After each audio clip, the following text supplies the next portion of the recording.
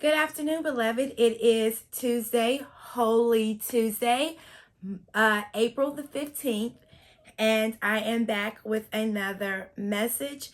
I hope you are having a good day, and let's jump right in. We have to walk closely with the Lord to stay true to Him and His Word. We cannot follow Him from a distance. Proverbs 16:18 tells us, pride comes before destruction and an arrogant spirit before a fall.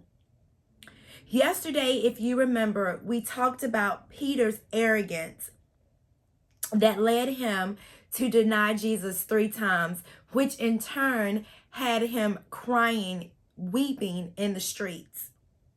Remember how Peter responded to Jesus when Jesus was trying to warn the disciples to let them know about the behaviors that they were going to have for them to pray against, which was the reason why Jesus was asking them to pray while he was praying in the Garden of Gethsemane. But as we know, they were sleeping. So let's go to Mark 14:27-31 again, which is where we talked about yesterday. Starting at 27, it says, and Jesus said unto them, all ye shall be offended because of me this night, for it is written, I will smite the shepherd, and the sheep shall be scattered. That was the warning. He was warning the disciples, this is about to happen, and this is going to be your reaction to it, foreshadowing their behavior. And then in 28, he says, but after that I am risen, I will go before you unto Galilee. Their instructions, go to Galilee when I rise, because there will be further instruction for you there. But listen to what Peter responded in verse 29. Although all should be offended, yet will I not. What are you talking about, Jesus? Just because you say everyone is going to be offended, everyone is going to be scared, everyone is going to flee, I will not. I'm going to stand ground. I'm going to be there with you.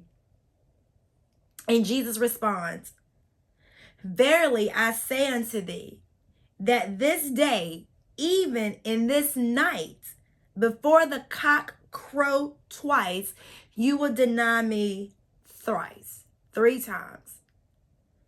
And what was Peter's response to that? And that is in verse 31. If I should die with thee, I will not deny thee in any wise. It don't matter if I have to die with you. I'll lose my life. I will never deny you. I'm not going to deny you. Boasting with pride. But as we know, on that very night, moments later, not one of the disciples, including Peter, was ready and willing to die with Jesus. You see, Peter's arrogance, his boastful pride, affected all of the rest of the disciples. All the rest of the disciples. Going back to Proverbs verse 16-18. Pride comes before destruction, and an arrogant spirit before a fall. Not only did Peter fall and not respond the way that he was boasting about, he caused the rest of them to fall as well. Because if we go back to verse 14:31, it says, likewise also said they all. After Peter made his boastful statement, I will die with you. I'm not going to deny you. I'm going to die with you. All the other disciples said, yeah, me too. Yes, me too. We too. We're going to do the same thing. We're not going to deny you. But yet when the moment came, no one went with him. No one walked with him. Instead, they followed from a distance.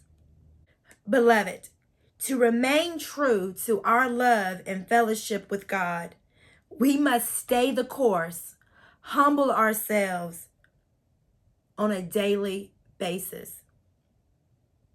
Proverbs 16:19 reads, better it is to be of an humble spirit with the lowly than to divide the spoil with the proud.